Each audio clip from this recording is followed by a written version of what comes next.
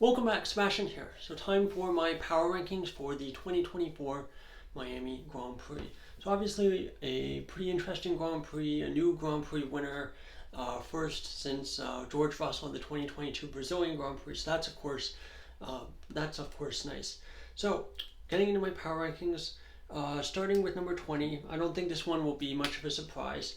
Getting an F1 record 6 penalties in a single Grand Prix weekend, we have Kevin Magnussen. So for Magnussen, pretty self-explanatory.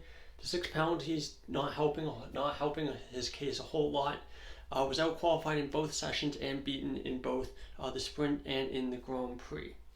Number 19, I'm going to go with Valtteri Bottas. So for Bottas, split qualifying sessions with Zhou, but was beaten in both the sprint and in the Grand Prix. Honestly, not a whole lot to say about Bottas. Don't think he had a terrible weekend, but I didn't think he had a particularly great weekend either. Number 18. Number 18, I'm going to go with Logan Sargent.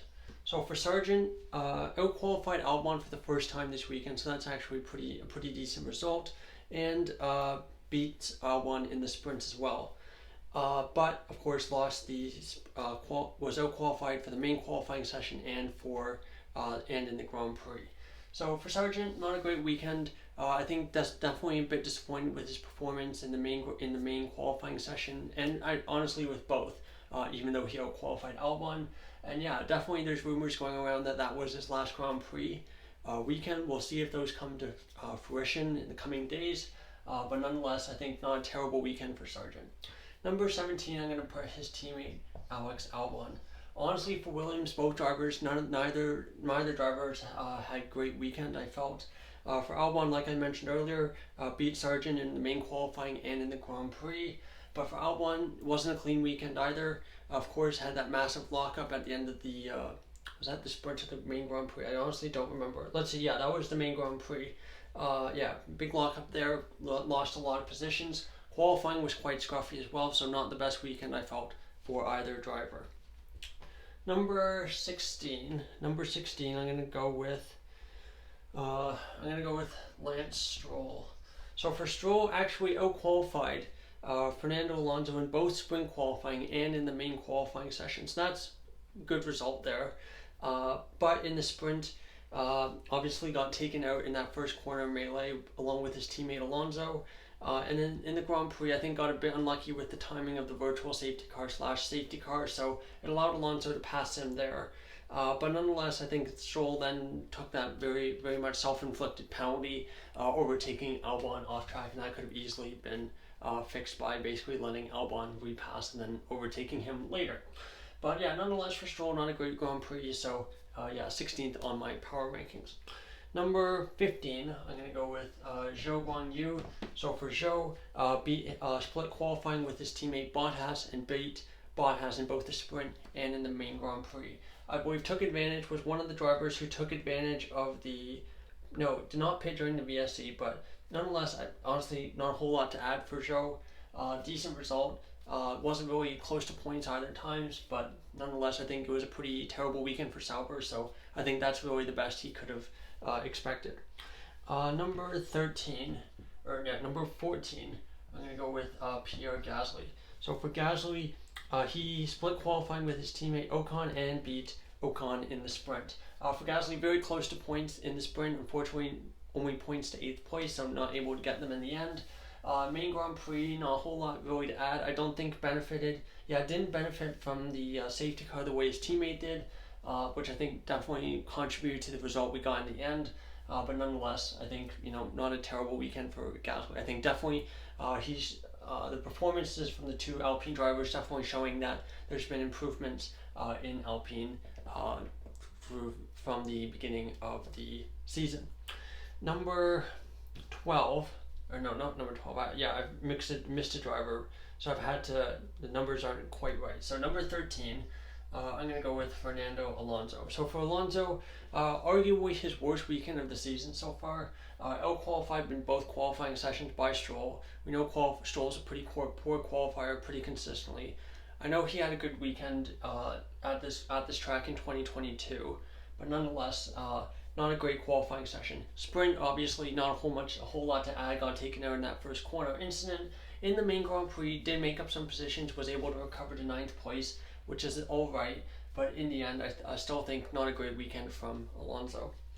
Number 12, I'm going to go with the Ferrari of Carlos Sainz. So for Sainz, he was beaten in all 4 competitive sessions by his teammate Charles Leclerc, so that's obviously not ideal. And also picked up that 5-second penalty from the contact with Oscar Piastri.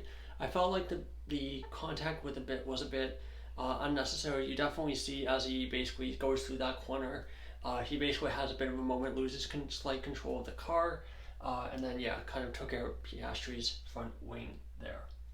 So not a great weekend from Sainz. And he definitely needs to try to get back up into the form he had back in Australia when he was winning the Grand Prix, if he wants to try to keep his options as open as possible for 2025.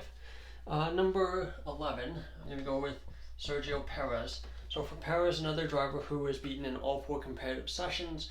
For Perez, I felt, sprint was alright, finished P3. Main Grand Prix finished 5th on the road and then got promoted to 4th place. I think he was a bit fortunate between Sainz getting a penalty and Piastri basically getting taken out from that contact with Sainz. Otherwise, Perez would have finished 6th place, which I think is not really where he wants to be finishing. It does seem like Red Bull weren't as strong this weekend as they were normally, but still, nonetheless, I felt not a fantastic weekend from Perez. Alright, now into the top 10 we go, and number 10, I'm going to go with George Russell. So for Russell, out-qualified his teammate Lewis Hamilton in both sessions and beat his teammate in the race as well. But that being said, he was beaten on track in the sprint by Hamilton, but Hamilton received that drive-through penalty for speeding in the pit lane. So not a great weekend from Russell, I felt. The car was obviously pretty heavily compromised. They never really got the setup working, but in the Grand Prix was able to recover to 8th place, so not a terrible finish there. Alright, number 9, I'm going to go with Russell's teammate, so Lewis Hamilton. So the qualifying was not great. It was close, but still, definitely a worrying trend if you're Hamilton, being out-qualified as often as he has by George Russell this year. The sprint, like I said, took that penalty for speeding in the pit lane. A bit of a silly mistake there to get that penalty, but in the main Grand Prix, pretty solid pace, was able to recover up to 6th place and get a solid batch of points. Number 8, I'm going to go with Daniel Ricciardo. Now, of course, if this power rankings was just for the sprint, Ricciardo might arguably be in the top 3, top 2, even the top driver. But this has to take into account all 4 competitive sessions from the weekend. And for Ricciardo, the sprint portion of the weekend was fantastic. Qualified 4th, finished 4th on the road, got himself his first 5 points of the season. Qualifying in the main Grand Prix was pretty terrible. Qualified 18th and then took that 3-place grid penalty. Recovered a bit in the race, I believe finished 15th on the road or so, but nonetheless, not a great weekend, not a great portion of there. So you kind of have to take the difference between the two, which is why I put Ricciardo 8th. Below his teammate Tsunoda, who of course has not shown up yet on the board, as the Grand Prix portion of the weekend is the more important. Number 7, I'm going to go with Esteban Ocon. So for Ocon, split qualifying with his teammate Gasly, but finished in the points, beat his teammate Gasly for the main Grand Prix. Obviously got a bit lucky pitting under the VSC along with Alonso and Magnussen, but we know the Alpine car is not that strong right now, and so it was still a really good effort to keep in the points and to keep that pace up and keep the faster cars behind. Number 6, I'm going to go with Oscar Piastri. So for Piastri, split qualifying with his teammate Lando Norris and beat Norris, of course, in the sprint because Norris didn't get past the first corner. So for Piastri, I think a bit of an unfortunate weekend. Looked like he, at points in the early phase of the race, looked like he could have gotten a podium. Was running in P2 before the pit stop phase. And then, of course, between the BSC and the full safety car, things got shuffled around, and he ended up basically battling for 4th and 5th with Sainz. And then, of course, got damage and sent all the way to the back. So, honestly, the pace was really good from Piastri, like it was for the other McLaren. this weekend, but still I think just quite unfortunate to get that damage in the Grand Prix.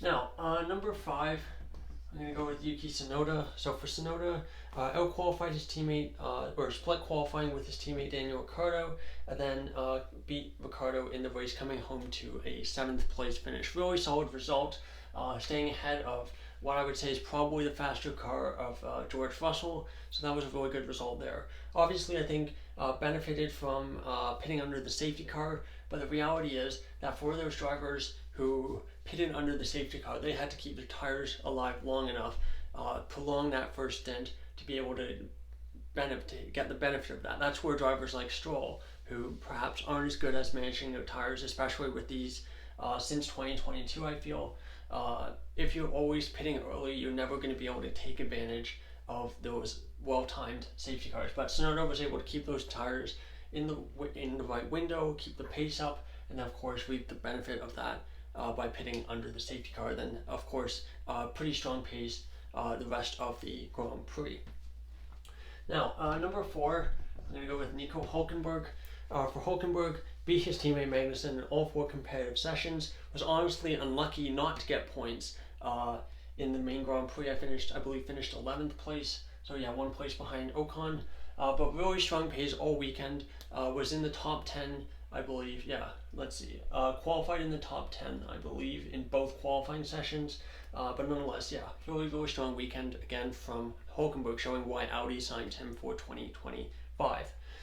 Alright, number 3, I'm going to go with Charles Leclerc.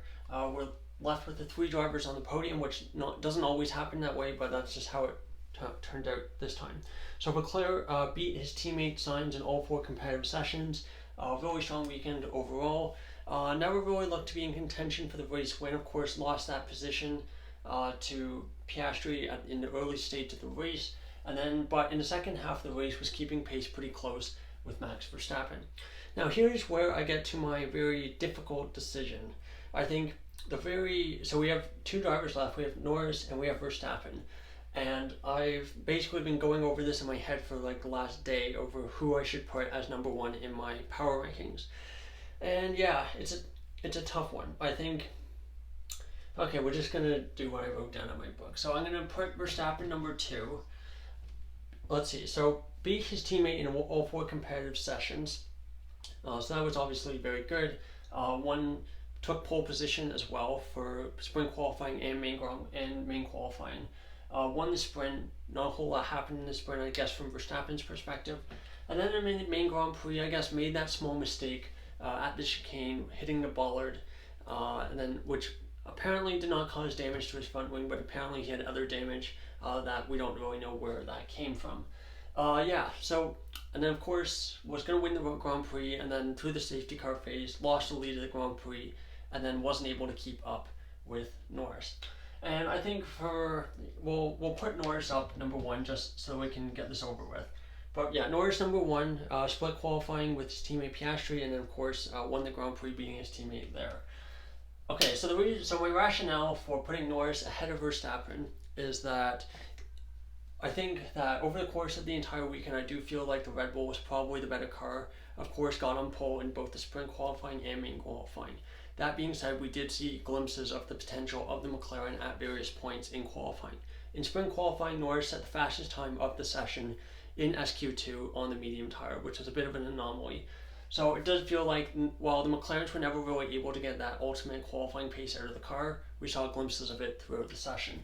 So I think arguably you could put Verstappen ahead of Norris. Qualifying was much better. The sprint, it's hard to say. Obviously, Norris got taken out of the sprint by the first corner. Wasn't really his fault, so you can't really hold it against him.